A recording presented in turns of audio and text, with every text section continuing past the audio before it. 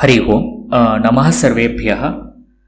अद्य व्याकरणशास्त्रप्रवेशकक्ष्यायाः 20तमं दिनं। गतकक्ष्यायां वयम् एकमेव सूत्रं वयं दृष्टवन्तः। तत्र अनचि च इति एकं सूत्रम्। एतत् सूत्रं कथम् इकोयनचि प्रसङ्गे अस्य सूत्रस्य प्रसक्तिः कथं भवति इत्यपि वयं दृष्टवन्तः।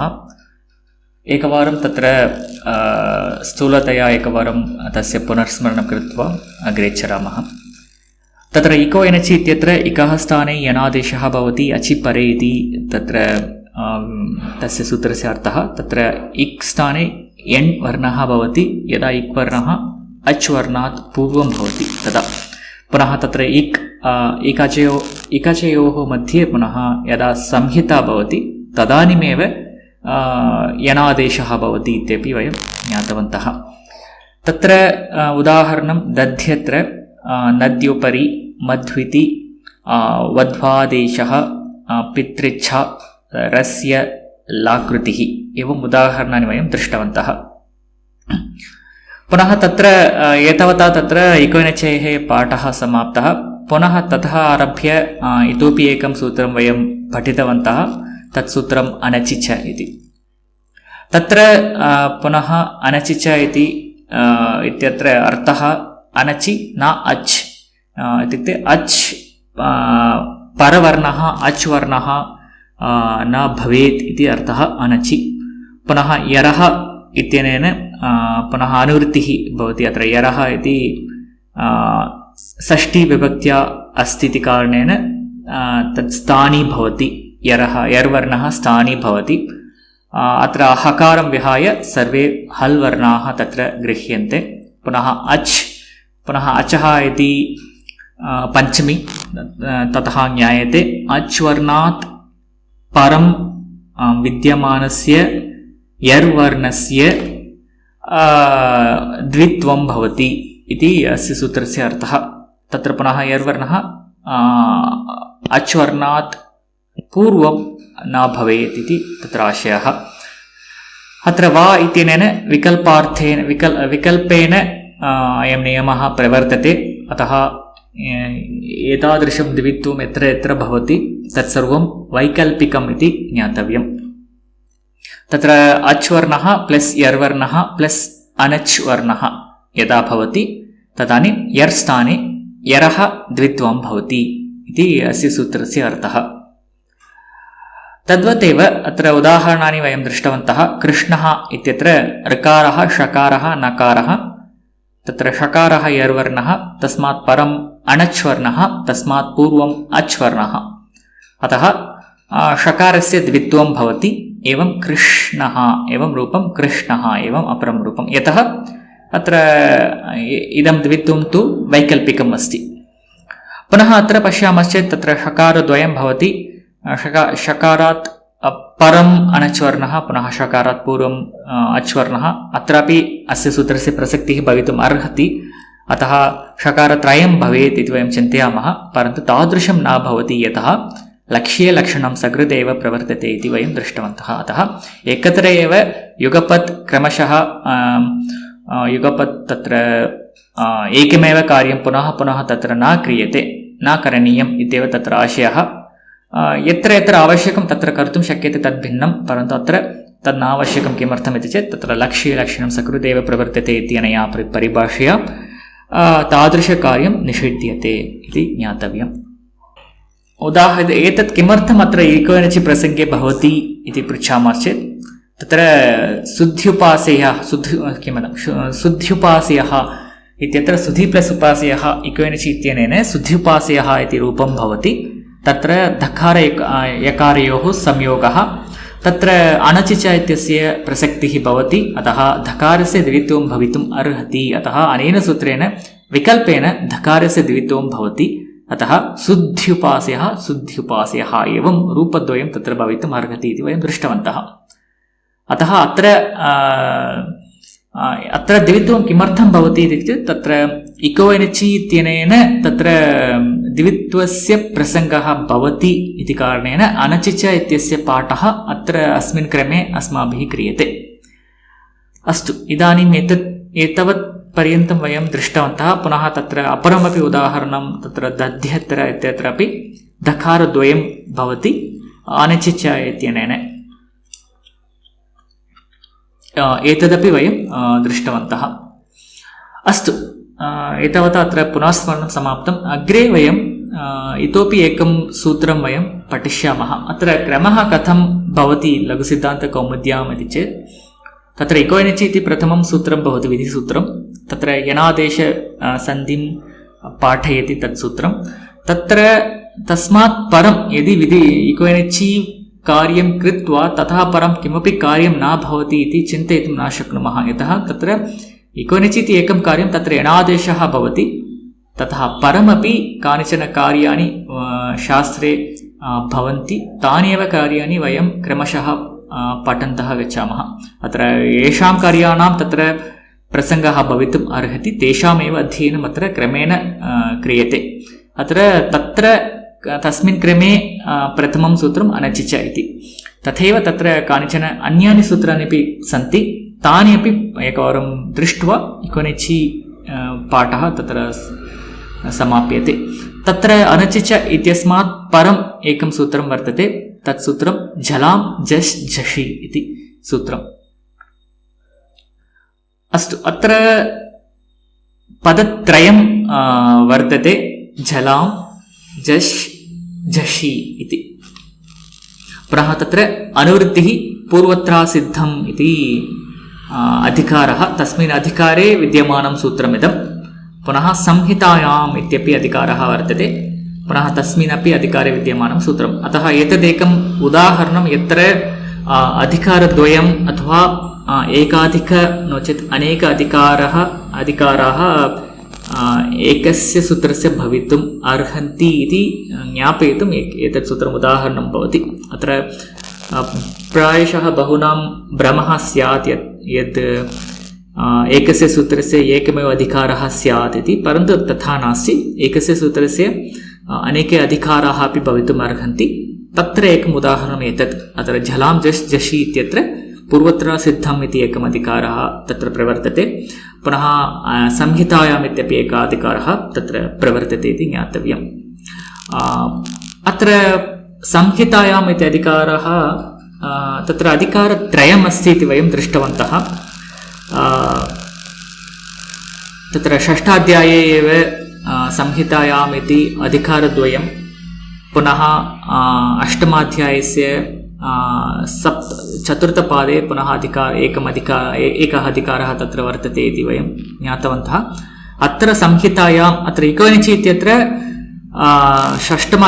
षष्ठाध्यायस्य प्रथमपादे विद्यमानः अधिकारः तत्र प्रवर्तते। अत्र झलां झष् झषि इत्यत्र अष्टमाध्यायस्य चतुर्थपादे विद्यमानः अधिकारः अत्र प्रवर्तते।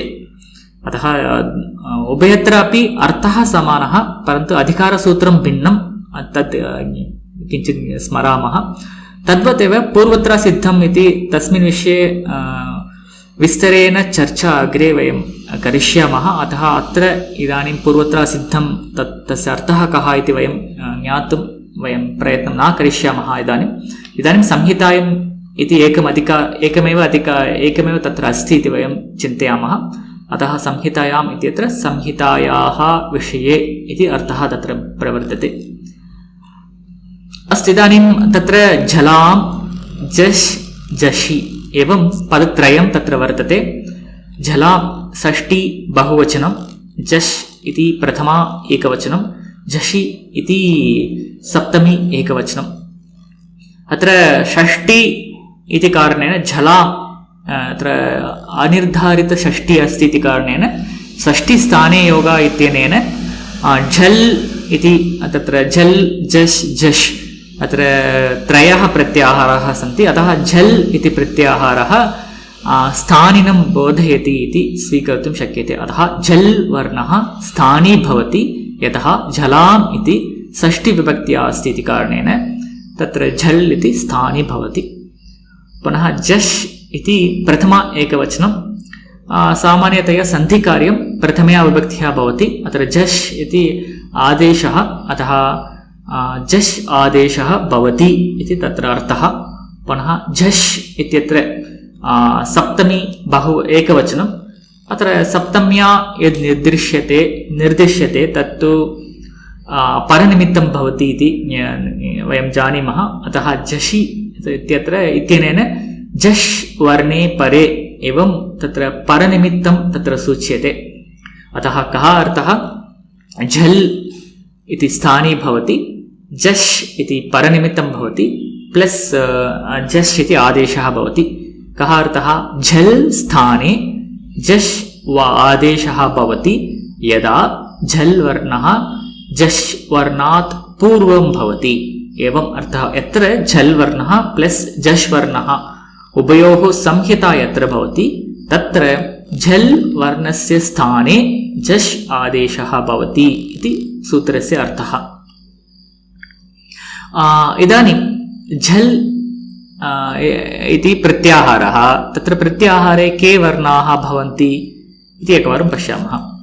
अत्र झबै घडदश् जब घडदश् खप चट था चट तौ कपै सर हल्। अत्र झकारात् आरभ्य लकारपर्यन्तम् इत्युक्ते हकारपर्यन्तं सर्वे वर्णाः तत्र झल् प्रत्याहारे भवन्ति। तर्हि कथं वक्तुं शक्नुमः संक्षेपेण इति चेत् तत्र वर्गचतुर्थाः झ भ ग ढ ध वर्गचतुर्थाः, ज ब ग ड द वर्गतृतीयाः, ख फ छ ठ थ वर्गद्वितीयाः, च ट त क प वर्गप्रथमाः, श ष स ह ऊष्मवर्णाः। एते वर्णाः तत्र गृह्यन्ते। अतः वर्गप्रथमाः, द्वितीयाः, तृतीयाः, चतुर्थाः तथा ऊष्मवर्णाः। एते वर्णाः झल् प्रत्याहारेण तत्र निर्दिश्यन्ते। तद्वदेव झष् इत्यनेन झकारात् आरभ्य शकारपर्यन्तं ज भ ग ढ ध वर्गचतुर्थाः, ज ब ग ड द वर्गतृतीयाः। एवं वर्गतृतीयाः वर्गचतुर्थाः झष् इति प्रत्याहारेण बोध्यन्ते। पुनः झष् इत्यनेन जकारात् आरभ्य शकारपर्यन्तं ज ब ग ड दश् तत्र पञ्चवर्णाः वर्गतृतीयाः भवन्ति। अत्र वर्गतृतीयाः। एवं तत्र प्रत्याहारज्ञानम् इदानीं प्राप्तम्। अत्र कः अर्थः? झल् वर्णः प्लस् झष् वर्णः यत्र भवति, युगपत् यत्र भवति, तथा तयोः मध्ये यदा संहिता भवति तदानीं झल् वर्णस्थाने झष् आदेशः भवति इति सूत्रस्य अर्थः। यत्र यत्र वर्गपञ्चमान् विहाय वर्गीयव्यञ्जनानां संयोगः यत्र यत्र दृश्यते तत्र सर्वत्रापि प्रथमवर्णस्य झष् वर्णः आदेशः भवति। पुनः तत्र प्रथमवर्गः ऊष्मवर्णः अपि तत्र यदा ऊष्मवर्णः प्लस् तृतीयचतुर्थाः यत्र भवन्ति तत्रापि ऊष्मवर्णस्थाने वर्गतृतीयाः भवन्ति आदेशाः इति अत्र सूत्रस्य संक्षेपार्थः। अस्तु, इदानीं पुनः अत्र अयमेव प्रश्नः भवति। झल् इत्यत्र वर्ग प्रथम द्वितीय तृतीय चतुर्थाः सन्ति, आहत्य 20 वर्णाः प्लस् ऊष्मवर्णाः 4 आहत्य 24 वर्णाः तत्र झल् स्थाने भवितुम् अर्हन्ति।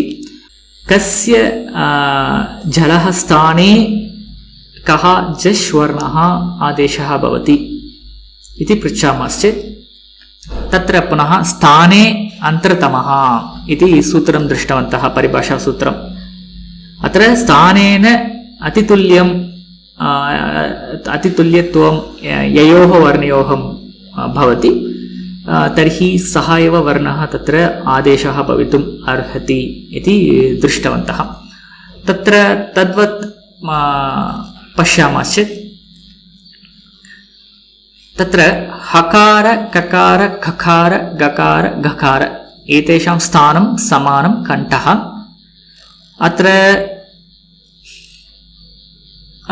पीतवर्णे ये वर्णाः सन्ति, पृष्ठभागे पीतवर्णे येषां वर्णानां पृष्ठभागे पीतवर्णः अस्ति ते वर्णाः झल् वर्णाः, तथा येषां वर्णानां पृष्ठभागे हरितवर्णः अस्ति ते वर्णाः झष् वर्णाः। अतः कः झष् वर्णः कस्य झल् वर्णस्य भवति इति पृच्छामः चेत् प्रथमं झल् वर्णानां स्थानशः वयं विभागं करिष्यामः। तदानीं हकारः, ककारः, खकारः, गकारः, घकारः एतेषां झल् वर्णानां व्युत्पत्तिस्थानं कण्ठः, तथा झष् वर्णेषु गज वर्गतृतीयेषु गकारस्य व्युत्पत्तिस्थानं कण्ठः। अतः एतेषाम् आदेशः गकारः भवति। हकारस्य गकारः, ककारस्य गकारः, खकारस्य गकारः, गकारस्य गकारः, घकारस्य गकारः, एवं तत्र आदेशः भवति। तद्वतेव शकारः, चकारः, झकारः, जकारः, झकारः एतेषां व्युत्पत्तिस्थानं तालु। पुनः जकारः इति झष् वर्णः, तस्य तालु उत्पत्तिस्थानम्, अतः जकारः एतेषाम् आदेशः भवति। तद्वतेव षकार, टकार, ठकार, डकार, ढकाराणां डकारः, सकार, तकार, थकार, दकार, धकाराणां दकारः, पकार, फकार, बकार, भकाराणां पकारः, एवं एते आदेशाः तत्र क्रमशः भवन्ति इति ज्ञातुं शक्नुमः। अत्र प्रश्नाः न सन्ति इति मन्ये। किञ्चित् अग्रे गत्वा वयं पुनः प्रश्नोत्तरं स्वीकुर्मः। अस्तु, इदानीं कानिचन उदाहरणानि वयं द्रष्टुं प्रयत्नं कुर्मः। अत्र दोग् प्लस् धुम् इति अत्र कथं दोग् प्लस् धुम् भवति इति वयं न पश्यामः। अत्र धोग् इति दुह् इति धातुः, ततः तुमुन् इति प्रत्यययोजनं भवति, अतः दुह् धातोः दोघ् इति रूपं भवति, तुमुन् इत्यस्य धुम् इति रूपं भवति। तत्र रूपपरिवर्तनं कथं भवति इति वयम् अग्रे पश्यामः। इदानीम् इतः वयं प्रक्रियां स्वीकुर्मः। दोघ् प्लस् धुम् इति प्रक्रियायां कस्मिंश्चित् सोपाने एतादृशं रूपम् अस्ति इति चिन्तयामः। तदानीम् अत्र पश्यामः चेत् गकारः अस्ति प्लस् धकारः अस्ति। तत्र धकारः झष् वर्णः, गकारः झल् वर्णः। अत्र वर्गीयव्यञ्जनमेकमस्ति, तथा परं वर्गपञ्चमान् विहाय मृदुवर्गीयव्यञ्जनमेकम् अस्ति। अतः अस्य सूत्रस्य प्रसक्तिः प्राप्तिः अत्र अस्ति इति चिन्तयितुं शक्नुमः। तदानीं किं भवति? झल् वर्णस्य स्थाने झष् वर्णः आदेशः भवितुम् अर्हति। अतः गकारस्य कः झष् वर्णः भवेत्? अत्र गकारस्य गकारः आदेशः भवितुम् अर्हति। अतः दोग्धुम् इति रूपं भवति। अत्र दोग्धुम्, अत्र दोहनं कर्तुम् इति अर्थः। अत्र दोग्धुम् इति रूपसिद्धिः एतादृशमेव भवति। अत्र दुह् धातोः तुमन् प्रत्यययोजने धोग् प्लस् धुम् इति स्थिते तत्र गकारस्य गकारादेशे कृते झलां झष् झषि इत्यनेन दोग्धुम् इति रूपं तत्र सिद्ध्यति। अत्र स्पष्टमिति मन्ये।